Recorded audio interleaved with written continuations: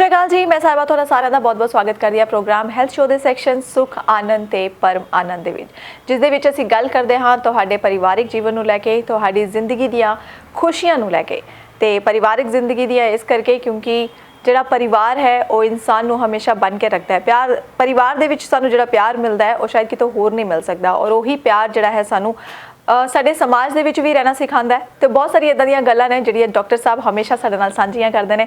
ਤੇ ਡਾਕਟਰ ਸਾਹਿਬ ਨੂੰ ਇੱਕ ਵਾਰ ਫਿਰ ਅਸੀਂ ਅੱਜ ਗੱਲਬਾਤ ਕਰਾਂਗੇ ਉਹਨਾਂ ਨਾਲ ਇਹਨਾਂ ਸਾਰਿਆਂ ਵਿਸ਼ਿਆਂ ਤੇ, ਔਰ ਉਹ ਆਪਣੀ ਜਿਹੜੀਆਂ ਗੱਲਾਂ ਜ਼ਿੰਦਗੀ ਦੇ ਨਾਲ ਜੁੜੀਆਂ ਸਾਨੂੰ ਦੱਸਦੇ ਨੇ, ਬਹੁਤ ਹੀ ਮਹੱਤਵਪੂਰਨ ਹੁੰਦੀਆਂ ਨੇ ਔਰ ਸਾਡੇ ਦਰਸ਼ਕ ਉਸ ਤੋਂ ਪੂਰਾ ਲਾਭ ਉਠਾਉਂਦੇ ਨੇ, ਇਹ ਸਾਨੂੰ ਜ਼ਰੂਰ ਪਤਾ ਹੈ। ਸੋ ਡਾਕਟਰ ਸਤਪਾਲ ਪਠੇਜਾ ਜੀ ਸਾਡੇ ਨਾਲ ਹੀ ਮੌਜੂਦ ਨੇ। ਸਭ ਤੋਂ ਪਹਿਲਾਂ ਸਵਾਗਤ ਕਰ ਲੈਂਦੇ ਹਾਂ ਡਾਕਟਰ ਸਾਹਿਬ, ਤੁਹਾਡਾ ਬਹੁਤ ਬਹੁਤ ਸਵਾਗਤ ਹੈ ਜੀ। बहुत बहुत शुक्रिया सहवान जी सर।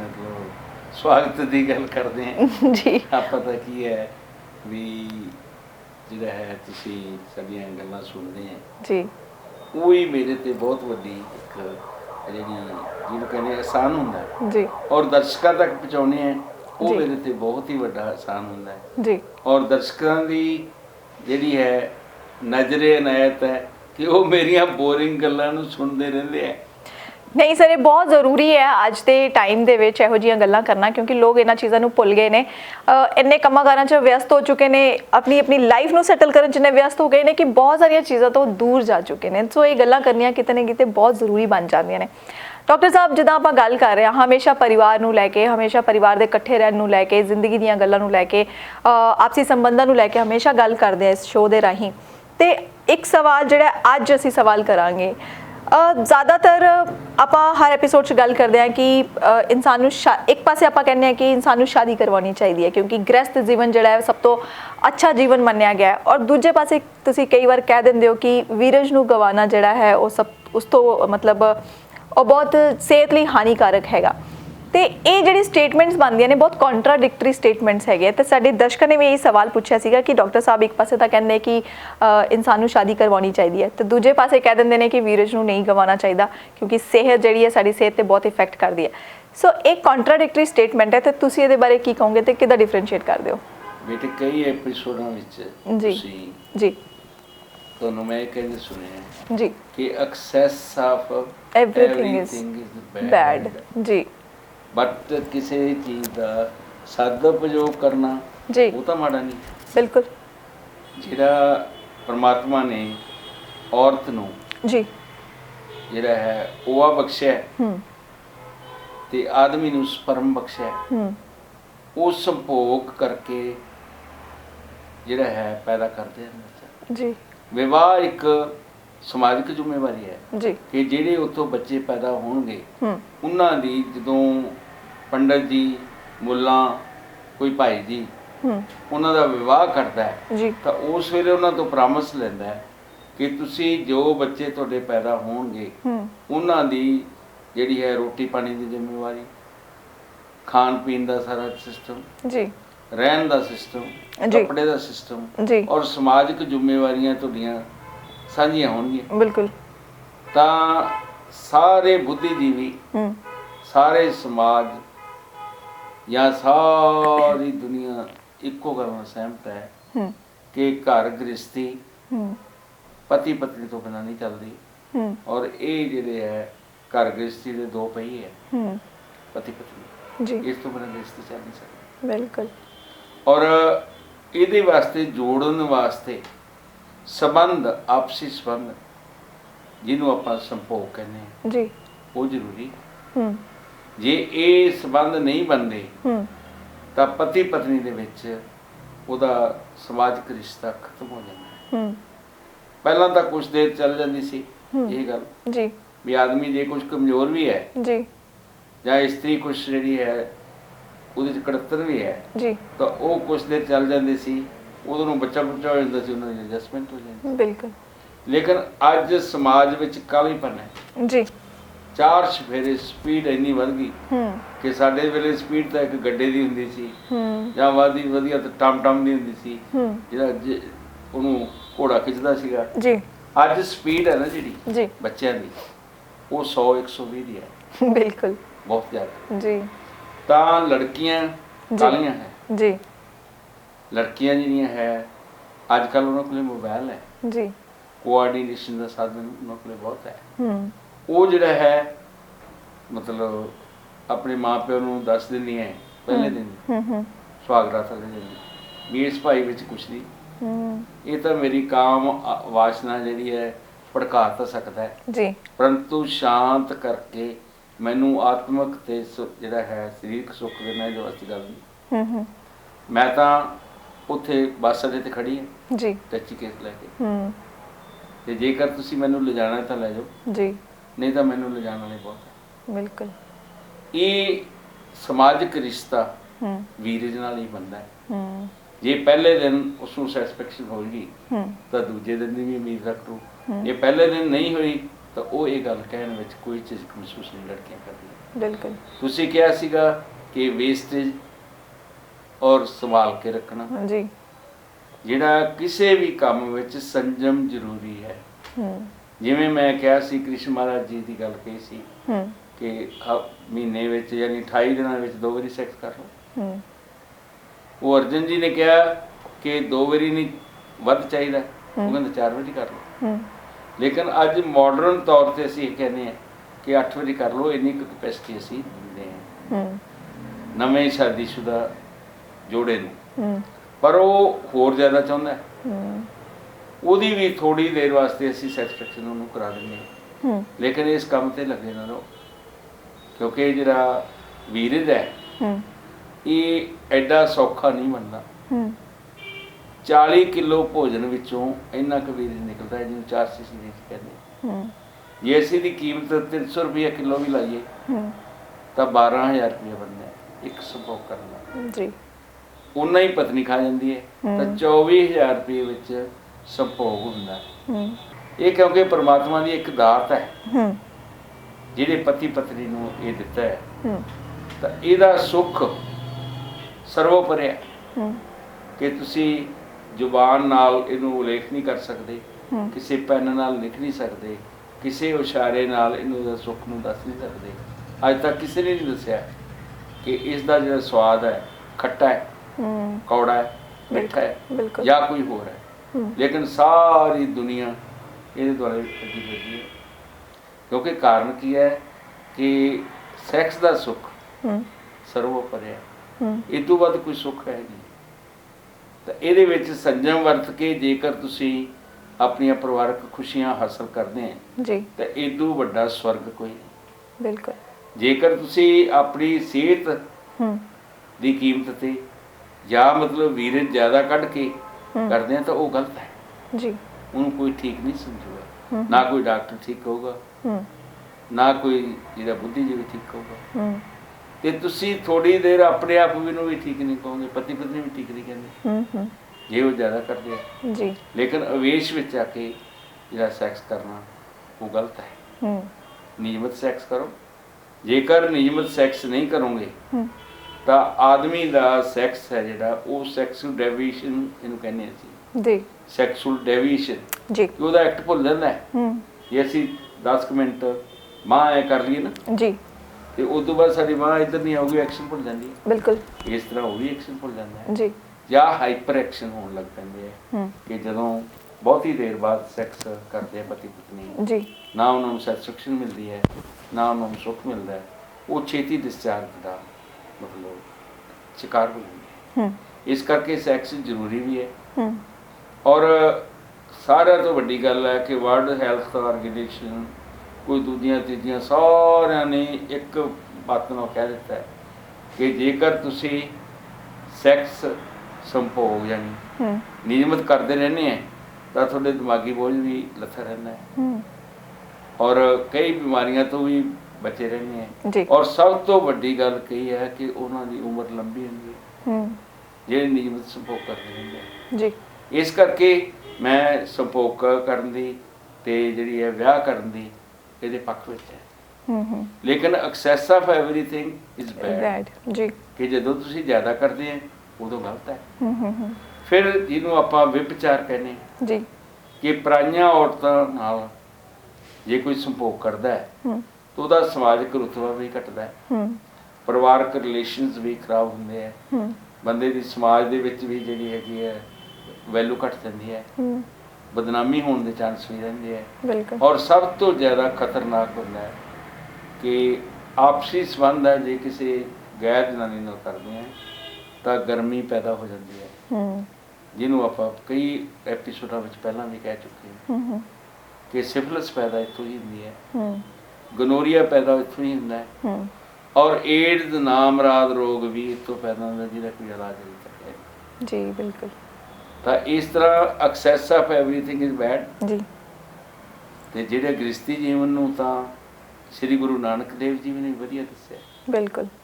ਤੇ ਜਦੋਂ ਅਸੀਂ ਗੁਰੂਆਂ ਪੀਰਾਂ ਦੀ ਗੱਲ ਮੰਨਦੇ ਹਾਂ ਤਾਂ ਫਿਰ ਉਹਦੇ ਨਾਲ ਸਾਨੂੰ ਡਾਕਟਰੀ ਤੌਰ ਤੇ ਵੀ ਸਹਿਮਤ ਹੋਣਾ ਪਊਗਾ, ਜਿਨ੍ਹਾਂ ਦੀ ਅਸੀਂ ਪੂਜਾ ਕਰਦੇ ਹਾਂ ਉਹਨਾਂ ਨਾਲ ਵੀ ਸਹਿਮਤ ਹੋਣਾ ਪਏਗਾ ਜੀ। ਪਰ ਇੱਕੋ ਚੀਜ਼ ਦਾ ਖਿਆਲ ਰੱਖਣਾ ਜ਼ਰੂਰੀ ਹੈ ਜੀ ਕਿ ਨਿਯਮਤ ਦਾ ਮਤਲਬ ਇਹ ਨਹੀਂ ਕਿ ਤੁਸੀਂ ਲਗਾਤਾਰ ਕਰੀ ਜਾਓ। ਜੀ। ਇੱਕ ਟਾਈਮ ਟੇਬਲ ਦੇ ਮੁਤਾਬਕ ਸੈਕਸ ਕਰੋ ਤਾਂ ਤੁਹਾਨੂੰ ਸੰਸਾਰ ਦੇ ਸਾਰੇ ਸੁੱਖਾਂ ਨਾਲ ਮਤਲਬ ਤੁਹਾਨੂੰ ਜਿਹੜਾ ਲੈਸ ਕਰ ਦੂਗਾ। ਜੀ। ਤੇ ਜੇ ਦੁੱਖ ਰਹਿਣੇ ਹੈ ਤਾਂ ਫਿਰ ਜਿਵੇਂ ਕੀ ਆ ਵੀ ਅਸੀਂ ਖੱਬੇ ਪਾਸੇ ਜਾਂਦੇ ਹਾਂ ਤਾਂ ਠੀਕ ਹੈ ਜੀ, ਸੱਜੇ ਹੱਥ ਹੋ ਜਾਓ। 4 ਬੰਦੇ ਸਾਨੂੰ ਜਿਹੜੇ ਹੈ ਕੋ ਹਾਰਨ ਮਾਰਨ ਵਾਲੇ ਹੁੰਦੇ ਆ, 5 ਬੰਦੇ 10 ਬੰਦੇ ਪਿੱਛੋਂ ਕਰਨ ਨੇ, ਇੱਕ ਅੱਧਾ ਗੱਡੀ ਲੈ ਕੇ ਕਹਿ ਦੂਗਾ ਵੀ ਡਾਕਟਰ ਸਾਹਿਬ ਕੀ ਗੱਲ ਹੋ ਗਈ, ਗੱਡੀ ਚਲਾਉਣੀ ਭੁੱਲ ਗਏ। ਜੀ ਬਿਲਕੁਲ ਬਿਲਕੁਲ। ਤਾਂ ਇਸ ਤਰ੍ਹਾਂ ਦੇ ਕਹਿਣ ਵਾਲੇ ਬਹੁਤ ਹੈ। ਜੀ ਬਿਲਕੁਲ। ਸਾਨੂੰ ਆਪਣੀ ਜ਼ਿੰਦਗੀ ਦੇ ਵਿੱਚ ਨਿਯਮ ਬਣਾਉਣ ਦੀ ਬਹੁਤ ਜ਼ਿਆਦਾ ਜ਼ਰੂਰਤ ਹੁੰਦੀ ਹੈ ਔਰ ਉਹਨਾਂ ਨਿਯਮਾਂ ਤੇ ਚੱਲ ਕੇ ਅਸੀਂ ਜੋ ਹੈ ਆਪਣੀ ਲਾਈਫ ਨੂੰ ਇੱਕ ਬਹੁਤ ਹੀ ਸੈਟਲ ਕਰ ਸਕਦੇ ਹਾਂ। ਸੋ ਡਾਕਟਰ ਸਾਹਿਬ, ਇਹ ਤਾਂ ਹੋਏ ਇੱਕ ਆਪਸੀ ਸੰਬੰਧਾਂ ਨੂੰ ਲੈ ਕੇ ਗੱਲਬਾਤ। ਇਨਸਾਨ ਨੂੰ ਦੇਖਿਆ ਜਾਏ ਤਾਂ ਇੱਕ ਇਨਸਾਨ ਜਿਹੜਾ ਹੈ ਸਮਾਜਿਕ ਪ੍ਰਾਣੀ ਵੀ ਹੈਗਾ, ਉਹਦੇ ਤੇ ਹੋਰ ਵੀ ਬਹੁਤ ਸਾਰੀ ਜ਼ਿੰਮੇਵਾਰੀਆਂ ਹੁੰਦੀਆਂ। ਸਿਰਫ ਆਪਣੀ ਘਰਵਾਲੀ ਨੂੰ ਲੈ ਕੇ ਜ਼ਿੰਮੇਵਾਰੀ ਨਹੀਂ ਹੁੰਦੀ, ਬਲਕਿ ਉਹ ਦੇਖਦਾ ਹੈ ਕਿ ਉਹਦੇ ਪਰਿਵਾਰ 'ਚ ਬੱਚੇ ਵੀ ਹੁੰਦੇ ਨੇ ਜਿਹਦੀ ਪੜ੍ਹਾਈ ਲਿਖਾਈ ਦਾ ਖਰਚਾ ਹੁੰਦਾ ਜਾਂ ਬੇਸਿਕ ਜ਼ਰੂਰਤਾਂ ਕਹਿ ਲਓ, ਰੋਟੀ ਕੱਪੜਾ ਔਰ ਮਕਾਨ, ਉਹਨਾਂ ਨੂੰ ਪੂਰਾ ਕਰਦੇ ਕਰਦੇ ਕਈ ਵਾਰ ਇਨਸਾਨ ਆਪਣੀ ਲਾਈਫ 'ਚ ਇੰਨਾ ਡਿਪਰੈਸਡ ਹੋ ਜਾਂਦਾ ਹੈ ਤੇ ਸ਼ਾਇਦ ਉਹਦਾ ਜਿਹੜਾ ਇੰਟਰਸਟ ਹੈ ਉਹ ਪਰਿਵਾਰ ਨੂੰ ਵੀ ਦੇਖ ਕੇ ਦੁਖੀ ਹੁੰਦਾ ਤੇ ਆਪਣੀ ਪਰਸਨਲ ਲਾਈਫ ਨੂੰ ਦੇਖ ਕੇ ਦੁਖੀ ਹੁੰਦਾ। ਤੇ ਕੀ ਤੁਹਾਡੇ ਕੋਲ ਕੋਈ ਸ਼ਾਰਟ ਇੱਦਾਂ ਦਾ ਕੋਈ ਨੁਸਖਾ ਹੈ ਕਿ ਲੋਕ, ਚਲੋ ਕਿਉਂਕਿ ਆਪਾਂ ਗੱਲਾਂ ਬਹੁਤ ਕਰਦੇ ਹਾਂ ਸੈਕਸ਼ੂਅਲ ਲਾਈਫ ਨੂੰ ਲੈ ਕੇ ਕਿ ਕਿਵੇਂ ਆਪਣੀ ਜ਼ਿੰਦਗੀ ਅਸੀਂ ਖੁਸ਼ਹਾਲ ਕਰ ਸਕਦੇ ਹਾਂ, ਲੇਕਿਨ ਇਸ ਤੋਂ ਇਲਾਵਾ ਜਿਹੜੀ ਡੇਲੀ ਸਾਡੀ ਲਾਈਫ ਹੈ, ਰੂਟੀਨ ਲਾਈਫ ਹੈ, ਉਸ ਨੂੰ ਕਿੱਦਾਂ ਖੁਸ਼ਹਾਲ ਕੀਤਾ ਜਾ ਸਕਦਾ ਹੈ? ਇਹ ਬੇਟੇ ਇਹਦੇ ਵਾਸਤੇ ਇੱਕ ਬਹੁਤ ਹੀ ਵਧੀਆ ਜੀ ਤੇ ਇੰਟਰਸਟਿੰਗ ਕਹਾਣੀ ਹੈ ਜੀ ਕਿ ਪਰਿਵਾਰ ਹੈ ਨਾ ਜਿਹੜਾ ਜੀ, ਸਾਰੇ ਜੀਆਂ ਵਿੱਚ ਏਕਾ ਹੋਵੇ, ਏਕਤਾ ਹੋਵੇ ਜੀ, ਤਾਂ ਪਰਿਵਾਰ ਖੁਸ਼ਹਾਲ ਰਹਿ ਸਕਦਾ ਹੈ। ਬਿਲਕੁਲ। ਔਰ ਉਹਦੀਆਂ ਲੋੜਾਂ ਵੀ ਸੌਖੀਆਂ ਪੂਰੀਆਂ ਹੋ ਜਾਂਦੀਆਂ। ਬੱਚੇ ਵੀ ਜਿਹੜੇ ਹੈ ਚੰਗੀ ਤਰ੍ਹਾਂ ਪਲ ਸਕਦੇ ਆ ਜੀ, ਸਾਨੂੰ ਕਿਸੇ ਆਇਆ ਦੀ ਜ਼ਰੂਰਤ ਨਹੀਂ ਪੈਣੀ ਜੀ, ਕਿਸੇ ਸਾਨੂੰ ਚਰਚ ਦੀ ਕਰਚ ਦੀ ਜ਼ਰੂਰਤ ਨਹੀਂ ਪੈਣੀ ਜੀ, ਕਿਤੇ ਸਾਨੂੰ ਬੱਚਿਆਂ ਨੂੰ ਹੋਸਟਲ ਵਿੱਚ ਛੱਡਣਾ ਨਹੀਂ ਪੈਣਾ ਸੀ ਜੇਕਰ ਹੁੰਦਾ ਤਾਂ ਜੀ। ਪਰ ਪਰਿਵਾਰ ਟੁੱਟਦੇ ਜਾ ਰਿਹਾ ਹੈ। ਮੇਰੀ ਇੱਕ ਵਾਰੀ ਦਾਦੀ ਜੀ ਨੇ ਕਹਾਣੀ ਸੁਣਾਈ ਸੀ ਜੀ ਕਿ ਜੇਕਰ ਪਰਿਵਾਰ ਦੇ ਜੀ ਇੱਕ ਦੂਜੇ ਨਾਲ ਤਾਲਮੇਲ ਰੱਖਣ, ਪਿਆਰ ਰੱਖਣ, ਉਹਨਾਂ ਵਿੱਚ ਏਕਾ ਹੋਵੇ ਤਾਂ ਦੁਨੀਆ ਦੀ ਕੋਈ ਤਾਕਤ ਤੁਹਾਡੇ ਅੱਗੇ ਠਹਿਰ ਨਹੀਂ ਸਕਦੀ। ਉਹਨਾਂ ਨੇ ਦੱਸਿਆ, ਮੇਰੀ ਦਾਦੀ ਜੀ ਨੇ, ਯਾਨੀ ਕਿ ਇੱਕ ਪਰਿਵਾਰ ਤੇ ਬਹੁਤ ਗਰੀਬੀ ਆ ਗਈ। ਉਹਨਾਂ ਨੇ ਆਪਣਾ ਸਮਾਨ ਚੁੱਕਿਆ ਤੇ ਦੂਜੇ ਪਿੰਡ ਜਾਣ ਲੱਗੇ ਸੀ ਜੀ, ਪਰ ਉਹਨਾਂ ਦੇ ਕੋਲ ਇੱਕ ਕਣਕ ਦਾ ਦਾਣਾ ਵੀ ਨਹੀਂ ਸੀ ਖਾਣ ਨੂੰ, ਨਾ ਕੋਈ ਰੋਟੀ ਸੀ ਨਾ ਕੁਝ ਸੀ, ਬਿਲਕੁਲ ਕੁਝ ਨਹੀਂ ਸੀ। ਪਰਿਵਾਰ ਦਾ ਮੁਖੀਆ ਕਹਿਣ ਲੱਗਿਆ ਵੀ ਰਾਤ ਪੈ ਗਈ, ਆਪਾਂ ਇੱਥੇ ਇੱਕ ਪੁੱਲ ਹੈ ਤੇ ਇੱਕ ਪਿੱਪਲ ਹੈ, ਇਹਦੇ ਥੱਲੇ ਜੇਕਰ ਮਾੜੀ ਮੋਟੀ ਮੀਂਹ ਕਣੀ ਵੀ ਆ ਗਈ ਤਾਂ ਆਪਾਂ ਨੂੰ ਬਚਾ ਕਰ ਲੂਗੀ ਜੀ, ਤੇ ਆਪਾਂ ਇੱਥੇ ਰਾਤ ਰਹਿਣਾ ਜੀ। ਇੱਕ ਨੂੰ ਕਹਿੰਦਾ ਆਪਦੇ ਵੱਡੇ ਬੇਟੇ ਨੂੰ, ਜਾ ਬਈ ਉਹ ਉੱਥੇ ਧੂੰਆਂ ਉੱਠ ਰਿਹਾ, ਜਾ ਕੇ ਅੱਗ ਲਿਆ। ਉਹ ਕਹਿੰਦਾ ਲਓ ਜੀ, ਇੱਕ ਥਾਂ ਤੇ ਵੇਖ, ਕਹਿੰਦਾ ਪਿੱਪਲ ਤੇ ਚੜ੍ਹ ਕੇ ਦੇਖ ਕਿਤੇ ਪਾਣੀ ਹੈਗਾ। ਉਹਨੇ ਦੇਖਿਆ ਵੀ ਉੱਥੇ ਪਾਣੀ ਹੈ। ਉਹ ਕਹਿੰਦਾ ਵੀ ਪਾਣੀ ਲਿਆ। ਉਹ ਕਹਿੰਦਾ ਲੈ ਜੀ, ਠੀਕ ਹੈ। ਇੱਕ ਲੜਕੀ ਨੂੰ ਕਹਿੰਦਾ ਵੀ ਭਾਂਡੇ ਮਾਂਜ। ਉਹਨੇ ਕਿਹਾ ਠੀਕ ਹੈ। ਆਪਣੇ ਘਰ ਵਾਲੇ ਨੂੰ ਕਹਿੰਦਾ ਚੁੱਲ੍ਹੇ ਵਿੱਚ ਅੱਗ ਬਾਲ ਲਈ। ਜਦੋਂ ਆਈ ਉਹਨਾਂ ਦੀ ਸਭ ਦੀਆਂ ਡਿਊਟੀ ਲਾਤੀ। ਉੱਥੇ ਇੱਕ ਚਕਵਾ ਤੇ ਚਕਵੇ ਬੈਠੇ ਸੀ ਤੇ ਉਹਨਾਂ ਨੇ ਜਦੋਂ ਸਾਰਾ ਕੁਝ ਇਕੱਠਾ ਕਰ ਲਿਆ ਤੇ ਉਹ ਕਹਿਣ ਲੱਗਿਆ ਚਕਵਾ ਤੇ ਚਕਵੀ ਕਿ ਅਸੀਂ ਦੋਵੇਂ ਕਾਫੀ ਦੇਰ ਤੋਂ ਤੁਹਾਡਾ ਪਿੱਛਾ ਕਰ ਰਹੇ ਹਾਂ ਜੀ, ਲੇਕਿਨ ਤੁਹਾਡੇ ਕੋਲੇ ਤਾਂ ਖਾਣ ਵਾਸਤੇ ਇੱਕ ਦਾਣਾ ਵੀ ਨਹੀਂ ਹੈ ਕਣਕ ਦਾ ਜਾਂ ਕਿਸੇ ਚੀਜ਼ ਦਾ, ਤੇ ਪਕਾਓਗੇ ਕੀ? ਉਹ ਕਹਿੰਦਾ ਉਹਦਾ ਮੁਖੀਆ ਜਿਹੜਾ ਸੀ ਪਰਿਵਾਰ ਦਾ, ਕਹਿੰਦਾ ਉਹ ਦੇਖੋ 2 ਮੁੰਡੇ ਤੀਰ ਮਾਰ ਕੇ ਤੁਹਾਨੂੰ ਮਾਰ ਦੇਣਗੇ, ਉਸ ਤੋਂ ਬਾਅਦ ਅਸੀਂ ਪੁੱਤ ਕੇ ਖਾ ਲਾਂਗੇ ਜੀ। ਤਾਂ ਉਹ ਕਹਿਣ ਲੱਗੇ ਵੀ ਵਾਕਈ ਤੁਹਾਡੇ ਵਿੱਚ ਇੱਕ ਹੈ, ਏਕਤਾ ਹੈ ਜੀ। ਤੁਸੀਂ ਸੰਯੁਕਤ ਪਰਿਵਾਰ ਪਾਉਣ ਦੇ ਪੂਰੀ ਤਰ੍ਹਾਂ ਕਾਮਯਾਬ, ਵਾਕਈ ਸਾਨੂੰ ਮਾਰ ਦੇਣਗੇ। ਪਰ ਕਹਿੰਦੇ ਵੀ ਇਹਦੇ ਨਾਲ ਕੀ ਹੋਊਗਾ ਕਿ ਤੁਹਾਡੇ ਇੱਕ ਡੰਗ ਦਾ ਖਾਣਾ ਬਣ ਜੂਗਾ, ਪਰ ਮੈਂ ਅਸੀਂ ਤੁਹਾਨੂੰ ਇਹ ਸਾਡੀ ਜਾਨ ਬਖਸ਼ ਦਿਓ। ਤੇ ਇਹ ਪੀਪਲ ਹੈ ਨਾ ਜਿਸ ਤੇ ਤੁਸੀਂ ਥੱਲੇ ਬੈਠੇ ਹੈ ਜੀ, ਇੱਥੇ ਕਿਸੇ ਵੇਲੇ ਚੋਰ ਕੋਈ ਖਜ਼ਾਨਾ ਲੁੱਟ ਕੇ ਲਏ ਸੀ ਰਾਜੇ ਦਾ, ਤੇ ਇਹਦੇ ਥੱਲੇ ਖਜ਼ਾਨਾ ਪਿਆ ਹੈ, ਉਹ ਤੁਸੀਂ ਕੱਢ ਲਓ ਤੇ ਉਹ ਕਰੇ ਰਹਿ ਜਾਓ। ਉਹਦੇ ਨਾਲ ਤੁਹਾਡਾ ਕਈ ਪੀੜ੍ਹੀਆਂ ਤੱਕ ਜਿਹੜਾ ਹੈ ਮਤਲਬ ਠੀਕ ਰਹਿਣਗੇ ਜੀ। ਤੇ ਉਹਨਾਂ ਨੇ ਉਹ ਕਹਿੰਦੇ ਵੀ ਅਸੀਂ ਉਹਨਾਂ ਮੁੰਡਿਆਂ ਨੂੰ ਨਹੀਂ ਹਟਾਉਣਾ, ਜੇ ਤੁਸੀਂ ਮਾੜਾ ਜਿਹਾ ਵੀ ਹਿੱਲੇ ਤਾਂ ਤੁਹਾਨੂੰ ਮਾਰ ਦੇਣਗੇ। ਬਿਲਕੁਲ। ਜਿੰਨੀ ਦੇਰ ਸਾਡਾ ਖਜ਼ਾਨਾ ਹੱਥ ਨਹੀਂ ਲੱਗਦਾ ਉਨੀ ਦੇਰ ਤੱਕ ਅਸੀਂ ਇਹ ਕੰਮ ਕਰੀ ਰੱਖਾਂਗੇ ਜੀ। ਉਹ ਕਹਿੰਦੇ ਠੀਕ ਹੈ, ਤੁਹਾਡੇ ਨਾਲ ਪ੍ਰੋਮਿਸ ਹੈ ਜੀ, ਅਸੀਂ ਇਹ ਤੋੜਦੇ ਨਹੀਂ ਗੇ। ਤੇ ਉਹਨਾਂ ਨੂੰ ਬੱਚਿਆਂ ਨੂੰ ਲਾਈ ਰੱਖੋ, ਦੂਜੇ ਜਿਹੜੇ ਘਰ ਦੇ ਖਜ਼ਾਨਾ ਕਰ ਲਓ। ਜਦੋਂ ਉਹਨਾਂ ਨੇ ਵੇਖਿਆ ਤਾਂ ਪਿੱਪਲ ਲੱਗੀ, ਵਾਕਈ ਖਜ਼ਾਨਾ ਇੰਨਾ ਸੀਗਾ ਕਿ ਇੱਕ ਗੱਡਾ ਤਾਂ ਕੀ ਉਹ 10 ਗੱਡੇ ਭਰ ਜਾਂਦੇ।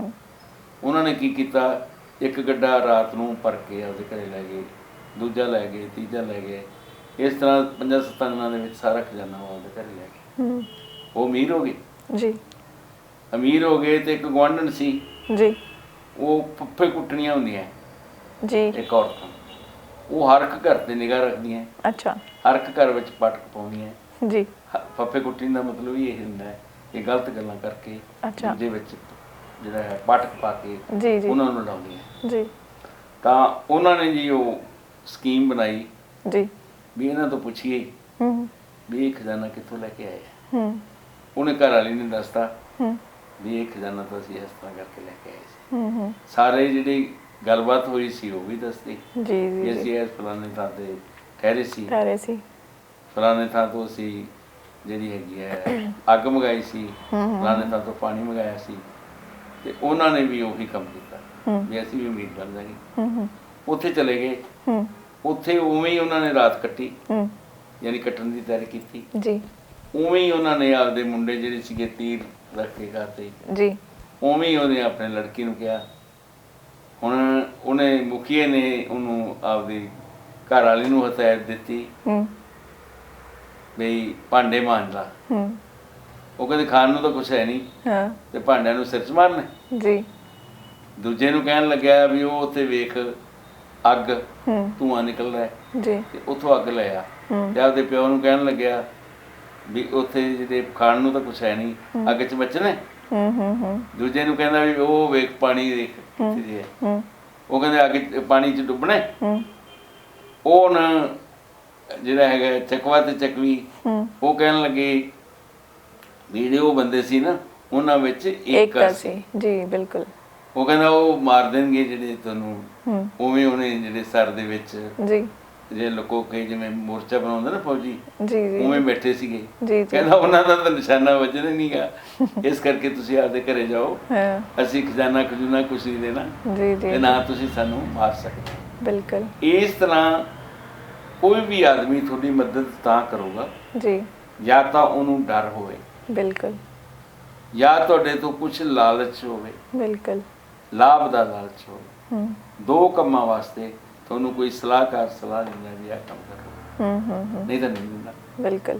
ਤੇ ਉਹਨਾਂ ਕੋਲੇ ਇੱਕ ਹੀ ਹੈ ਨਹੀਂ, ਉਹਨਾਂ ਨੂੰ ਮਾਰਨ ਦੀ ਸ਼ਕਤੀ ਹੈ ਨਹੀਂ, ਉਹ ਕਿਉਂ ਦੇਣਗੇ ਵੀ। ਇਸੇ ਤਰ੍ਹਾਂ ਭੁੱਖ, ਨੰਗ, ਬੇਰੁਜ਼ਗਾਰੀ, ਬੇਕਾਰੀ ਔਰ ਜਿਹੜਾ ਹੈ ਬਿਮਾਰੀ, ਇਹ ਸਾਡੇ ਏਕੇ ਤੋਂ ਬਿਨਾਂ ਭਜਦੀ ਨਹੀਂ। ਬਿਲਕੁਲ। ਕੋਈ ਵੀ ਬਿਮਾਰੀ, ਕੋਈ ਅਸੀਂ ਲਾਚਾਰ ਹੋ ਜਾਵਾਂਗੇ। ਜੇ ਸਾਡਾ ਪਰਿਵਾਰ ਸੰਯੁਕਤ ਹੈ, ਸਾਡੇ ਵਿੱਚ ਏਕਤਾ ਹੈ ਜੀ, ਤਾਂ ਬਿਮਾਰੀ ਲਾਚਾਰੀ ਤਾਂ ਸਭ ਕੁਝ ਹੀ ਭੱਜੂਗਾ ਜੀ। ਇੱਕ ਵਾਰ ਜਦੋਂ ਰਮਾਇਣ ਵਿੱਚ ਆਉਂਦਾ ਹੈ ਜੀ ਕਿ ਆਪਣੇ ਰਾਵਣ ਜੀ ਬਹੁਤ ਵੱਡੇ ਜਿਹੜੇ ਸੂਰਮਾ ਸੀ, ਬਹੁਤ ਵੱਡੇ ਯੋਧਾ ਸੀ, ਬਹੁਤ ਅਮੀਰ ਸੀ ਜੀ, ਬਹੁਤ ਜ਼ਿਆਦਾ ਉਹ ਸਾਰੀਆਂ ਭਾਸ਼ਾਵਾਂ ਨੂੰ ਜਾਣਦੇ ਸੀ, ਯਾਨੀ ਬਹੁਤ ਜ਼ਿਆਦਾ ਵਧੀਆ ਵਿਦਵਾਨ ਸੀ, ਗਿਆਨੀ ਸੀ ਜੀ। ਤਾਂ ਜਦੋਂ ਉਹਨਾਂ ਨੇ ਸ੍ਰੀ ਰਾਮਚੰਦਰ ਜੀ ਨੇ ਉਹਨਾਂ ਨੂੰ ਘਾਇਲ ਕਰਤਾ, ਮਾਰਿਆ ਨਹੀਂ ਸੀ, ਘਾਇਲ ਕਰਤਾ, ਤਾਂ ਸ੍ਰੀ ਲਕਸ਼ਮਣ ਜੀ ਨੂੰ ਕਿਹਾ ਕਿ ਇਹ ਬਹੁਤ ਵੱਡੇ ਗੁਣੀ ਗਿਆਨੀ ਹੈ, ਤਾਂ ਇਹਨਾਂ ਤੋਂ ਕੋਈ ਸਿੱਖਿਆ ਲੈ ਕੇ ਆਓ। ਤਾਂ ਉਹ ਜਿਹੜਾ ਹੈ ਜਦੋਂ ਸਿੱਖਿਆ ਲੈਣ ਗਏ, ਉਹਨਾਂ ਦੇ ਸਰਾਣੇ ਜਾ ਕੇ ਖੜੇ ਹੋ ਕੇ ਉਹਨਾਂ ਨੇ ਮਤਲਬ ਕਿਹਾ ਵੀ ਰਾਵਣ ਜੀ ਮੈਨੂੰ ਸਿੱਖਿਆ ਦਿਓ। ਉਹ ਕਹਿੰਦਾ ਵੀ ਸਿੱਖਿਆ ਐ ਨਹੀਂ ਲਈ ਜਾਂਦੀ, ਸਿੱਖਿਆ ਪੈਰ ਵੱਲੇ ਲੈ ਕੇ ਜਾਂਦੀ। ਬਿਲਕੁਲ ਉਹ ਪੈਰ ਵੱਲੇ ਹੋ ਗਈ, ਲੇਕਿਨ ਉਹਨਾਂ ਦੀ ਜਿਹੜੀ ਸੀ ਨਾ ਬੋਲੀ ਸੀ ਜੀ, ਉਹ ਠੀਕ ਨਹੀਂ ਸੀ ਜੀ ਸ੍ਰੀ ਲਕਸ਼ਮਣ ਜੀ ਦੀ। ਜੀ ਉਹ ਕਹਿੰਦੇ ਵੀ ਤੂੰ ਚਲਾ ਜਾ, ਮੈਂ ਤੈਨੂੰ ਕੋਈ ਸਿੱਖਿਆ ਨਹੀਂ ਦਿੰਦਾ। ਉਹ ਸ੍ਰੀ ਰਾਮਚੰਦਰ ਜੀ ਆਪ ਆ ਗਏ, ਉਹਨਾਂ ਨੇ ਬੜੇ ਆਦਰ ਮਾਣ ਨਾਲ ਉਹਨਾਂ ਨੂੰ ਪੈਰੀਂ ਹੱਥ ਲਾਏ, ਉਹਨਾਂ ਤੋਂ ਫਿਰ ਸਿੱਖਿਆ ਮੰਗੀ ਜੀ ਵੀ ਕਾਰਨ ਕੀ ਹੈ ਰਾਵਣ ਜੀ, ਵੀ ਮੇਰੇ ਕੋਲੇ ਕੋਈ ਸੈਨਾ ਸ਼ਕਤੀ ਜ਼ਿਆਦਾ ਨਹੀਂ ਸੀ ਤੁਹਾਡੇ ਨਾਲੋਂ, ਮੈਂ ਕੋਈ ਅਮੀਰ ਬਹੁਤ ਨਹੀਂ ਸੀਗਾ, ਤੁਹਾਡੇ ਕੋਲੇ ਸੋਨੇ ਦੀ ਲੰਕਾ, ਮੇਰੇ ਕੋਲ ਮੇਰੇ ਤਾਂ ਪੈਰਾਂ ਦੇ ਵਿੱਚ ਜੁੱਤੀ ਵੀ ਨਹੀਂ ਸੀ ਜੀ, ਤੇ ਤੁਸੀਂ ਕਿਵੇਂ ਹਾਰ ਗਏ?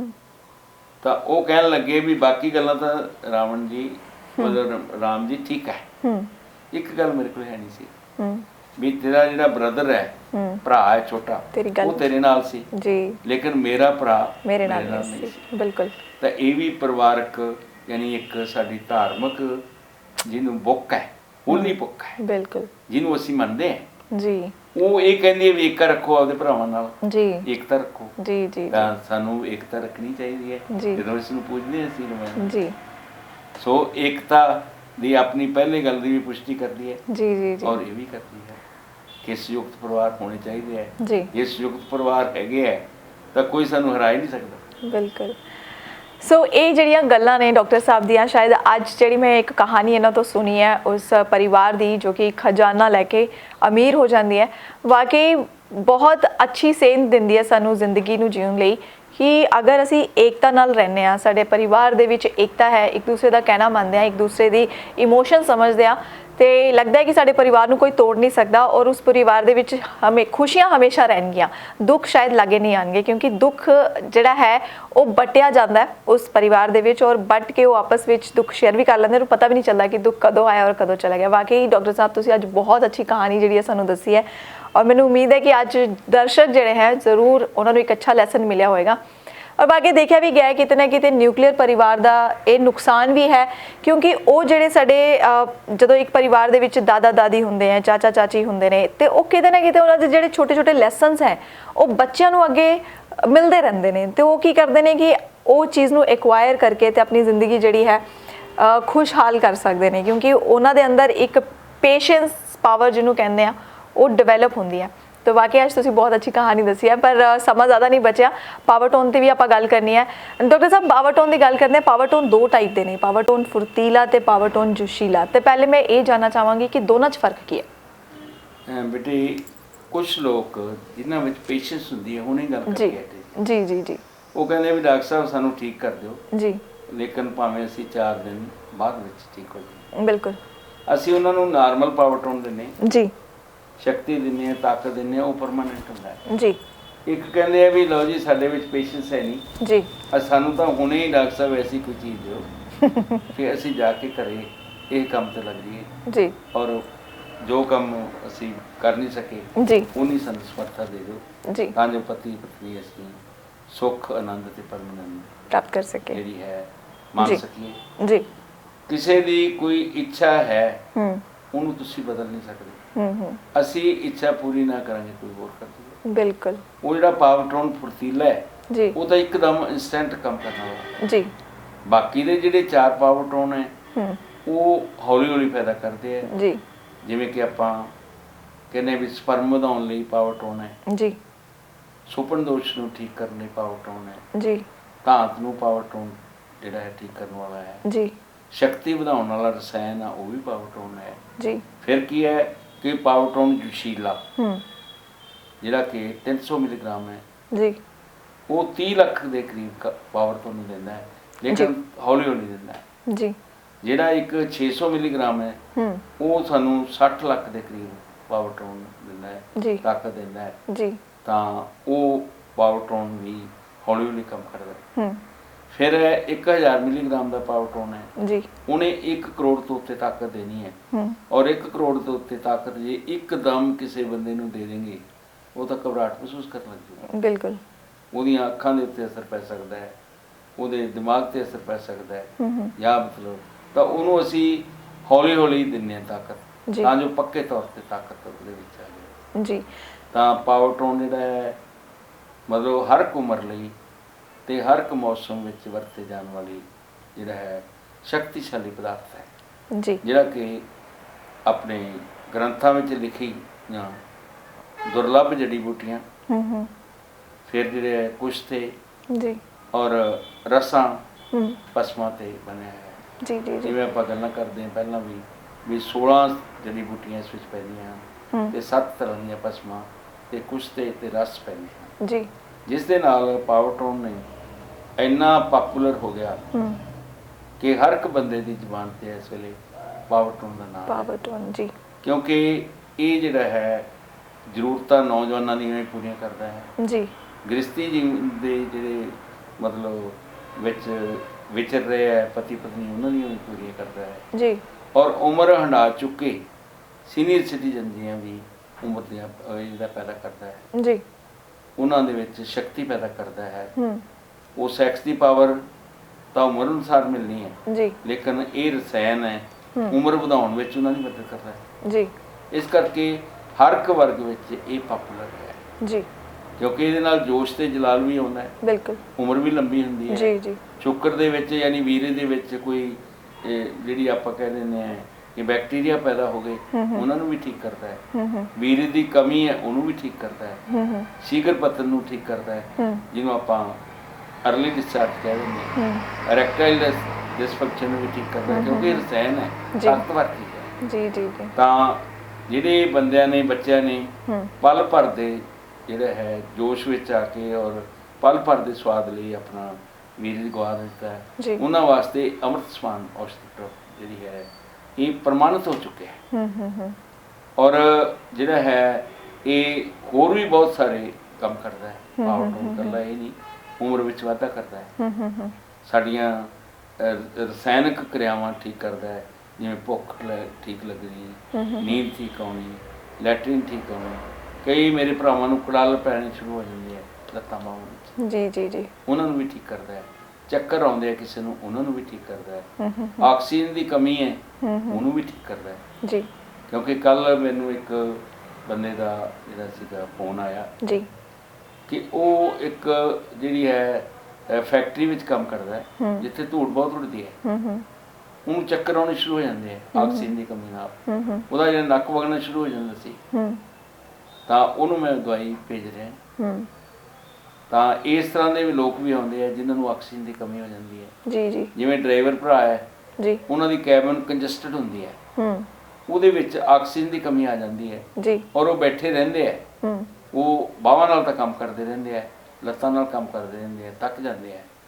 ਤਾਂ ਆਕਸੀਜਨ ਦੀ ਜਦੋਂ ਕਮੀ ਆਉਂਦੀ ਹੈ ਤਾਂ ਯਾਦਦਾਸ਼ਤ ਦੀ ਵੀ ਕਮੀ ਆ ਜਾਂਦੀ ਹੈ। ਬਿਲਕੁਲ ਉਹਨਾਂ ਨੇ ਜਾਣਾ ਤਾਂ ਕਿਤੇ ਹੋਰ ਹੁੰਦਾ ਹੈ, ਚਲੇ ਕਿਤੇ ਵਿਚਾਰੇ ਹੋਰ ਜਾਂਦੇ ਆ। ਹੂੰ ਤਾਂ ਸਭ ਤੋਂ ਵੱਧ ਪਾਪੂਲਰ ਡਰਾਈਵਰ ਭਰਾਵਾਂ ਵਿੱਚ ਪਾਵਰਟੋਨ ਹੋਇਆ ਹੈ। ਜੀ ਫਿਰ ਦੂਜੇ ਲੋਕਾਂ ਦੇ ਵਿੱਚ ਤਾਂ ਸਾਰਿਆਂ ਵਿੱਚ ਪਾਪੂਲਰ ਹੈ ਹੀ ਹੈ, ਜੀ ਉਹ ਤੁਸੀਂ ਦੱਸਦੇ ਜੀ। ਆ। ਬਾਕੀ ਮੇਰੇ ਕੋਲੇ ਜਿਹੜੇ ਆਰਡਰ ਆਉਂਦੇ ਆ ਜੀ ਉਹ ਜਿਹੜੇ ਹੈ, ਜੇ ਆਪਾਂ ਕਹੀਏ ਵੀ 4 ਤਾਂ ਡਰਾਈਵਰਾਂ ਦੇ ਜੀ ਤੇ 2 ਦੂਜਿਆਂ ਦੇ, ਜੀ 6 ਦੀ ਰੇਸ਼ੋ ਲਾਈਏ ਬਿਲਕੁਲ ਤਾਂ ਇਹ ਆਉਂਦੇ ਆ। ਫਿਰ 2 ਤਾਂ 4 ਜਿਹੜੇ ਹੈਗੇ ਆ ਸਾਡੇ ਕੋਲੇ ਮਤਲਬ ਜਿਨ੍ਹਾਂ ਦੇ ਸਪਰਮ ਘੱਟ ਹੁੰਦੇ ਆ ਉਹਨਾਂ ਦੇ ਆਉਂਦੇ ਆ। ਇਸੇ ਤਰ੍ਹਾਂ 2 ਤੋਂ 4 ਸੁਪਨ ਦੋਸ਼ ਵਾਲੇ ਆਉਂਦੇ ਆ। ਜੀ ਇਹ ਕੈਟਾਗਰੀਜ਼ ਹੈ। ਜੀ ਜੀ ਜੀ ਫਿਰ ਜਿਹੜੇ ਫੌਜੀ ਭਰਾ ਹੈ ਉਹ ਕਈ ਵਾਰੀ -40 ਡਿਗਰੀ ਸੈਂਟੀਗ੍ਰੇਡ ਤੱਕ ਕੰਮ ਕਰਦੇ ਆ। ਜੀ ਉਹਨਾਂ ਦਾ ਟੈਂਪਰੇਚਰ ਮੇਨਟੇਨ ਕਰਨ ਵਿੱਚ ਬਹੁਤ ਹੀ ਜ਼ਿਆਦਾ ਇਹ ਪ੍ਰਭਾਵਸ਼ਾਲੀ ਔਸ਼ਧੀ ਪ੍ਰਮਾਣਿਤ ਹੋ ਚੁੱਕੀ ਹੈ। ਜੀ ਜੀ ਇਸ ਤਰ੍ਹਾਂ ਪਾਵਰਟੋਨ ਹੈ, ਇਹਦੇ ਅਨੇਕ ਹੀ ਜਿਹੜੇ ਹੈ ਗੁਣ ਹੈ। ਹੂੰ ਤੇ ਮੈਂ ਤਾਂ ਗੁਣ ਜਿਹੜੇ ਹੈ ਪ੍ਰਮਾਣਿਤ ਕੀਤੇ ਹੈ, ਲੋਕਾਂ ਨੇ ਪ੍ਰਮਾਣਿਤ ਕੀਤੇ ਹੈ। ਮੇਰੀ ਨਹੀਂ ਆਵਾਜ਼, ਜੀ ਇਹ ਬਿਲਕੁਲ ਲੋਕਾਂ ਦੀ ਆਵਾਜ਼ ਹੈ। ਬਿਲਕੁਲ ਬਿਲਕੁਲ ਲੋਕਾਂ ਨੇ ਮੈਨੂੰ ਦੱਸਿਆ ਹੈ ਜੀ। ਕਿ ਪਾਵਰਟੋਨ ਤੁਹਾਡਾ ਆ ਵੀ ਕੰਮ ਕਰਦਾ ਹੈ, ਆ ਵੀ ਕੰਮ ਕਰਦਾ ਹੈ, ਆ ਵੀ ਕਰਦਾ ਹੈ। ਔਰ ਜਿਨੇ ਪਾਵਰਟੋਨ ਦੇ ਅੱਜ ਡਾਕਟਰ ਸਾਹਿਬ ਤੁਸੀਂ ਸਾਰੇ ਗੁਣ ਗਿਣਾ ਦਿੱਤੇ ਹੈ ਕਿ ਲੱਗਦਾ ਹੈ ਕਿ ਮੇਰੇ ਕੋਲ ਤਾਂ ਸਵਾਲ ਹੀ ਖਤਮ ਹੋ ਗਿਆ ਕਿ ਮੈਂ ਪਾਵਰਟੋਨ ਦੇ ਬਾਰੇ ਹੁਣ ਪੁੱਛਾਂਗੀ, ਕਿਉਂਕਿ ਤੁਸੀਂ ਸਾਰਾ ਕੁਝ ਇੱਕੋ ਸਵਾਲ ਦੇ ਵਿੱਚ ਮੇਰੇ ਜਵਾਬ ਵੀ ਦਿੱਤਾ ਔਰ ਬਹੁਤ ਕੁਝ ਇਦਾਂ ਦੀਆਂ ਚੀਜ਼ਾਂ ਦੱਸਦੀਆਂ ਨੇ कि वाकई दर्शकों मेरे को हुण ਜਿਹੜੇ ਪਾਵਰ ਟੋਨ ਨੂੰ ਲੈ ਕੇ ਸਵਾਲ ਤੇ ਖਤਮ ਹੋ ਚੁੱਕੇ ਤੁਸੀਂ ਲੇਕਿਨ ਸਵਾਲ ਜ਼ਰੂਰ ਲਿਖਣਾ ਅਗਰ ਤੁਹਾਡੇ ਮਨ ਦੇ ਵਿੱਚ ਵੀ ਕੋਈ ਸਵਾਲ ਹੈ ਤੇ ਨੀਚੇ ਦਿੱਤੇ ਗਏ ਨੰਬਰਾਂ ਤੇ ਕਾਲ ਕਰ ਸਕਦੇ ਹੋ ਜਾਂ ਫਿਰ ਡਾਕਟਰ ਸਾਹਿਬ ਨੂੰ ਵਿਜੇਪਾਲ ਹਸਪਤਾਲ ਜੀਟੀ ਰੋਡ ਬਠਿੰਡਾ ਵਿਖੇ ਆ ਕੇ ਮਿਲ ਸਕਦੇ ਹੋ ਸੋ ਪਾਵਰ ਟੋਨ ਦੇ ਹੋਰ ਕੀ ਕਹਿਣੇ ਡਾਕਟਰ ਸਾਹਿਬ ਨੇ ਬਹੁਤ ਕੁਝ ਦੱਸ ਦਿੱਤਾ ਇਹਦੇ ਬਾਰੇ ਇਹਦੇ ਫੰਕਸ਼ਨਸ ਕੀ ਨੇ ਕੀ ਫਾਇਦੇ ਨੇ ਤੁਹਾਨੂੰ ਇਹਦੇ ਲੈਣ ਵਾਸਤੇ ਸਿਰਫ ਸੈਕਸ ਰੋਗਾਂ ਦੇ ਲਈ ਹੀ ਨਹੀਂ ਬਲਕਿ ਹੋਰ ਵੀ ਕਈ ਰੋਗਾਂ 'ਚ ਜਿਹੜਾ ਪਾਵਰ ਟੋਨ ਹੈ ਉਹ ਕਾਰਗਰ ਸਾਬਿਤ ਹੁੰਦਾ ਹੈ ਸੋ ਡਾਕਟਰ ਸਾਹਿਬ ਇੱਕ ਵਾਰ ਫਿਰ ਬਹੁਤ ਧੰਨਵਾਦ ਇੰਨੀ ਮਹੱਤਵਪੂਰਨ ਜਾਣਕਾਰੀ ਜਿਹੜੀ ਹੈ ਸਾਡੇ ਦਰਸ਼ਕਾਂ ਨਾਲ ਸਾਂਝੀ ਕਰਨ ਲਈ ਸੋ ਬਹੁਤ ਥੈਂਕ ਯੂ ਇਹ ਤਾਂ ਮਾਨਤਾ ਜਿਹੜੀ ਹੈ ਸੇਵਾ ਜੀ ਤੁਹਾਡੀ ਹੈ ਜੀ ਕਿ ਤੁਸੀਂ ਬਰੀਕੀ ਨਾਲ ਮਤਲਬ ਮੇਰੇ ਮਨ ਨੂੰ ਖਰੀਦਦੇ ਔਰ ਸਵਾਲ ਐਦਾ ਕਰਦੇ ਆ ਉਹਦਾ ਟੁਕਵਾਂ ਜਵਾਬ ਮੈਨੂੰ ਦੇਣਾ ਹੀ ਪੈਂਦਾ ਹੈ ਜੀ ਬਿਲਕੁਲ ਮੈਂ ਆਪਦੇ ਦਰਸ਼ਕਾਂ ਤੋਂ ਬਹੁਤ ਡਰਦਾ ਨਹੀਂ ਸਰ ਕਿ ਇਹ ਚੀਜ਼ ਰਹੇਗੀ ਸਾਡੀ ਵੀ ਇਹ ਕੋਸ਼ਿਸ਼ ਰਹਿੰਦੀ ਹੈ ਕਿ ਘੱਟ ਸਮੇਂ ਦੇ ਵਿੱਚ ਅਸੀਂ ਤੁਹਾਨੂੰ ਜਿੰਨੀ ਜ਼ਿਆਦਾ ਹੋ ਸਕੇ ਉਹ ਜਾਣਕਾਰੀ ਦੇ ਸਕੀਏ ਕਿਉਂਕਿ ਕੁਝ ਗੱਲਾਂ ਇਦਾਂ ਦੀਆਂ ਵੀ ਹੁੰਦੀਆਂ ਨੇ ਕਿ ਅਸੀਂ ਉਹਨਾਂ ਗੱਲਾਂ ਤੇ ਵੀ ਫੋਕਸ ਕਰਨਾ ਜ਼ਰੂਰੀ ਹੁੰਦਾ ਹੈ ਜੋ ਸਾਡੀ ਲਾਈਫ ਦੇ ਨਾਲ ਜੁੜੀਆਂ ਹੁੰਦੀਆਂ ਸਭ ਤੋਂ ਜਿਹੜਾ ਇੰਪੋਰਟੈਂਟ ਸਵਾਲ ਹੈ ਸਭ ਤੋਂ ਇੰਪੋਰਟੈਂਟ ਜਿਹੜਾ ਜਵਾਬ ਹੈ ਉਹ ਇਹੀ ਹੈ ਕਿ ਜ਼ਿੰਦਗੀ ਦੇ ਵਿੱਚ ਖੁਸ਼ ਕਿਵੇਂ ਰਿਹਾ ਜਾ ਸਕੇ ਕਿਉਂਕਿ ਅੱਜ ਕੱਲ੍ਹ ਦੀ ਲਾਈਫ ਤੋਂ ਤੁਸੀਂ ਪੂਰੀ ਤਰ੍ਹਾਂ ਵਾਕਿਫ ਹੋ ਤਾਂ ਅਸੀਂ ਉਹੀ ਗੱਲਾਂ ਕਰ ਲੈਂਦੇ ਹਾਂ ਕਈ ਵਾਰ ਤੇ ਕਈ ਵਾਰ ਆਪਾਂ ਨੂੰ ਟਾਈਮ ਨਹੀਂ ਮਿਲਦਾ ਬਾਕੀ ਗੱਲਾਂ ਤੇ ਡਿਸਕਸ ਕਰਨ ਲੱਗੇ ਉਹਦੇ ਲਈ ਅਸੀਂ ਮਾਫੀ ਚਾਹੁੰਦੇ ਹਾਂ ਲੇਕਿਨ ਇਸ ਵਾਅਦੇ ਦੇ ਨਾਲ ਕਿ ਤੁਹਾਡੇ ਸਵਾਲਾਂ ਦੇ ਜਵਾਬ ਅਸੀਂ ਪੂਰੇ ਦੇਣ ਦੀ ਕੋਸ਼ਿਸ਼ ਕਰਾਂਗੇ ਲੇਕਿਨ ਅਗਲੇ ਐਪੀਸੋਡ 'ਚ ਉਦੋਂ ਤੱਕ ਲਈ ਆਪਣੀ ਹੋਸਟ ਸਾਹਿਬਾ ਨੂੰ ਦਿਓ ਇਜਾਜ਼ਤ ਸਤਿ ਸ਼੍ਰੀ ਅਕਾਲ